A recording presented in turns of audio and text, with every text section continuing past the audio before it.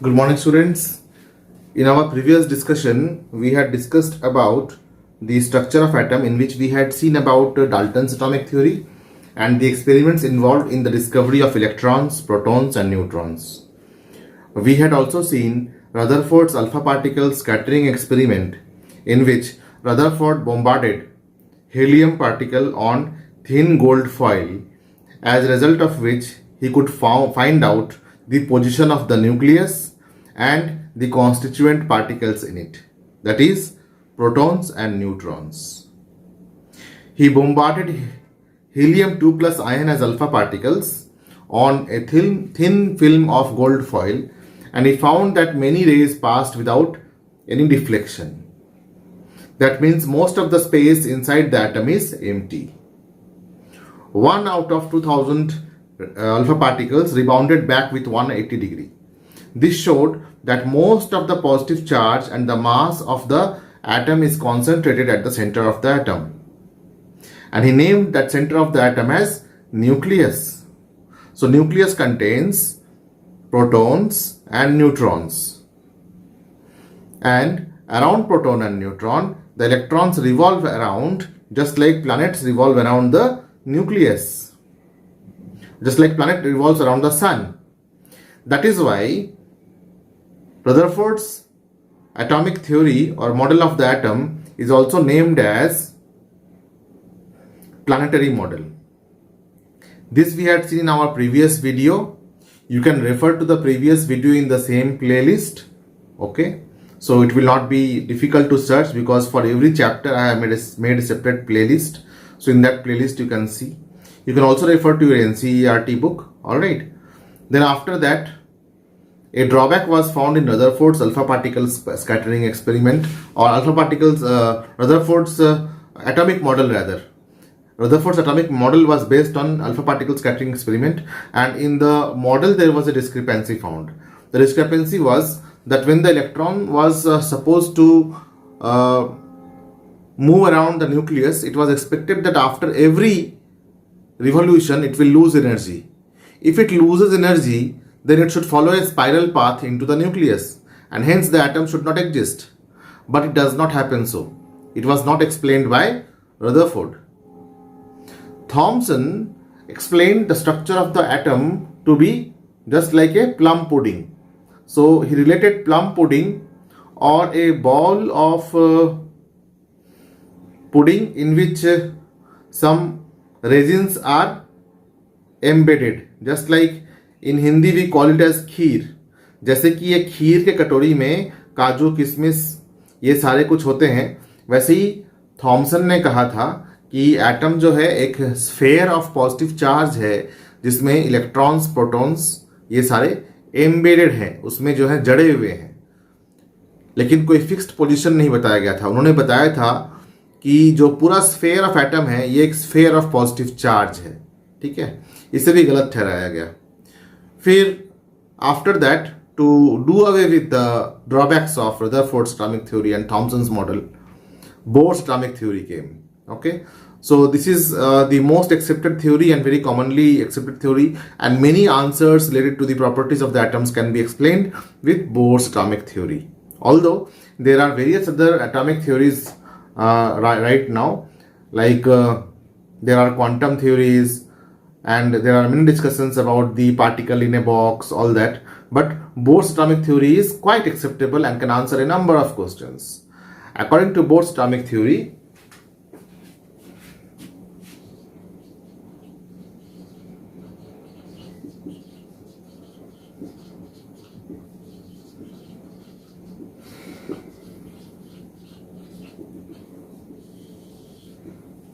first, electrons revolve around the nucleus in a fixed circular orbit.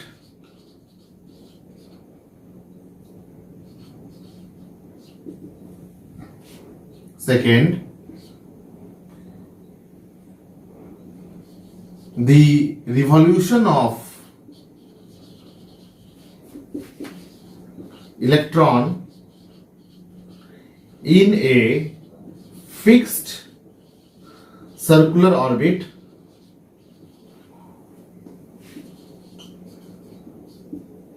is radiationless.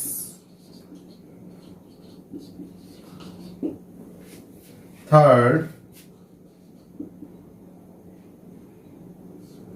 if electron gains energy,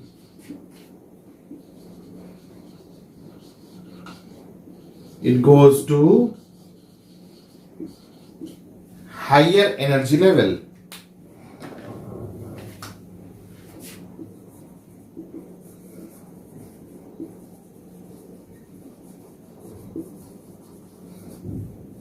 If electron gains energy, it will go to higher energy level. And if electron loses energy, it will radiate energy.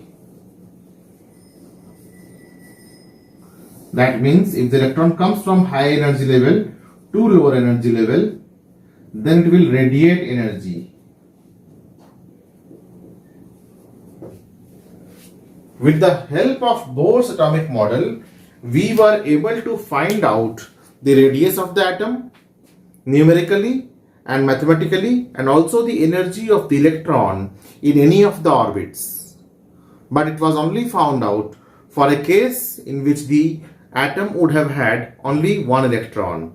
That means for hydrogen atom like chemical species.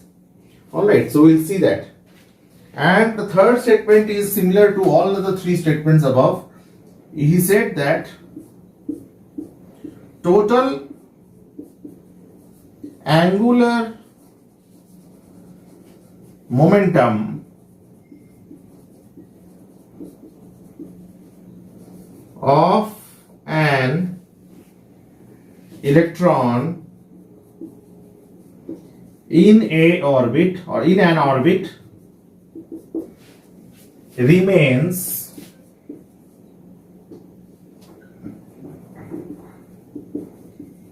quantized. Now, what is the meaning of quantized? Quantized means it should be a multiple of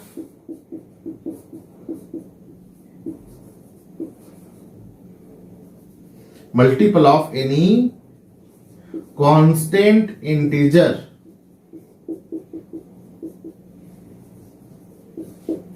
Constant integer. That is the meaning of quantized. How many times it is of. Alright. This can be explained, this can be understood further as he said that either electron will be in the K shell, or the electron will be in the L shell, or the electron will be in the M shell, but it cannot be anywhere in between. It cannot be anywhere in between. So these orbits were not quantized. They were not the integral multiple of any constant. So these were not accepted. So hence spiral revolution inward towards nucleus never takes place. So every electron in a particular orbit had a fixed energy. Now when the electron moves, definitely its energy will have a kinetic energy as well as potential energy. Now when any electron will be there in any orbit in motion, it will have some momentum. Momentum means product of mass and velocity. But when we talk about momentum of any particle in circular motion, then we talk about its angular momentum. So the meaning of this term total angular momentum. Let this be understood by us. According to Bohr's atomic theory, when electron moves in an orbit,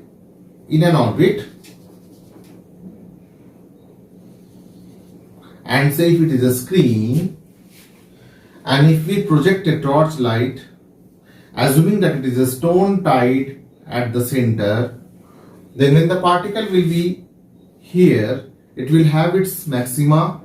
When the particle will be here, it will have its minima. And when the particle will be here, it will have its, it will be mean, it will be minima. So we can draw a curve like this, a maxima, a node and a minima. So in this way, some waves are associated. Waves are associated with simple harmonic motion of electron, that is a charged particle.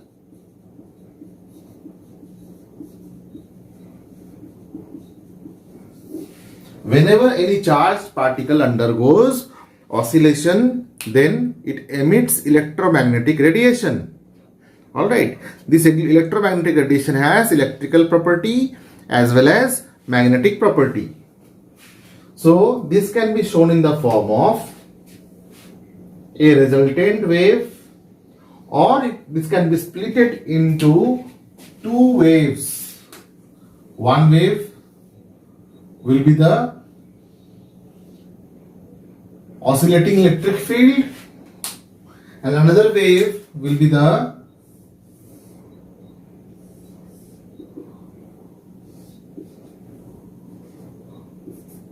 oscillating magnetic field. So the blue wave shows oscillating magnetic field, whereas the red wave here is showing oscillating electric field. So this is electric field oscillating, this is magnetic field oscillating. Now together this wave can be written as electromagnetic wave or electromagnetic radiation, which is nothing but light seen as color. Light seen as color. Now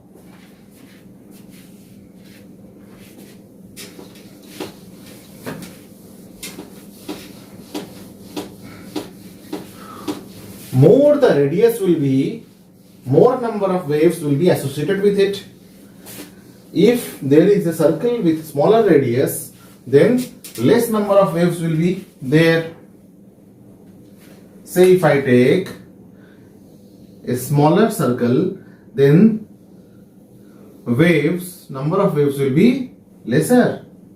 But if I take a bigger one, then number of waves with same magnitude of wavelength will be more. But it has to be a complete wave. It should not be half wave or incomplete wave. These are the wavelengths. Now, what is wrong in this? This is one wave, two wave, and this is the third wave. So its minima should be also of same magnitude. Alright. Its minima should be also of same magnitude. Now, as the radius will increase, the number of waves will increase. In which case the number of waves will be more? In case of R1 or in case of R2? In case of R2, more waves will be there. And in the case of R1, lesser waves will be there. So we can write that the number of waves, that is n into lambda, lambda is the wavelength, number of wavelengths, number of wavelengths, that means number of counts of waves. So number of counts of waves are given by the number of wavelengths, n lambda. is equal to 2 pi r 2 pi r is circumference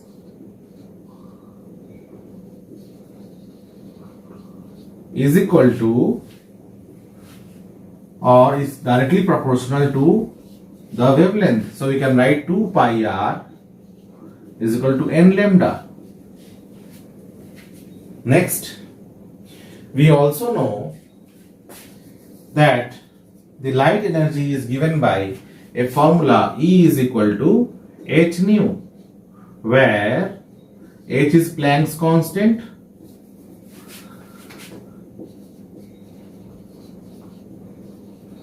it is a constant value, and nu is frequency of the wave. Also, from Einstein's equation, we know that E equal to mc square, where c is the speed of light. Also, we know that c is equal to nu lambda.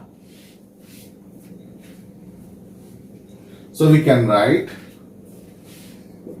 nu is equal to c or c by lambda. So instead of h nu, we can write now E is equal to, or we can write mc square is equal to hc by lambda. So c and c square will be cancelled, and we will get mass into velocity is equal to h by lambda, where h is Planck's constant and lambda is wavelength. So instead of lambda, we can write lambda is equal to h by mass into velocity. So this equation, let this be equation 1, let this be equation 2. So from equation 2, we can write 2 pi r is equal to n. In place of lambda, we can write h by mv. So total angular momentum mvr is equal to nh by 2 pi. So Bohr's radius can be found out from this. So Bohr's radius can be written as r is equal to nh by 2 pi mv. So this r is nothing but Bohr's radius.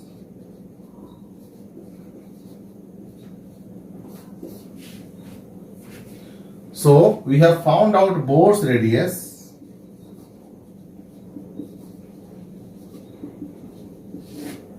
as r is equal to n, means the number of orbits, k, l, m, n. H is Planck's constant divided by 2 pi is a constant, m for electron is constant, and velocity of light. So this is Bohr's radius. We will see a few other derivations related to the radius of the orbit in which the electron revolves and the energy of the electron in that particular orbit in our next class. Thank you.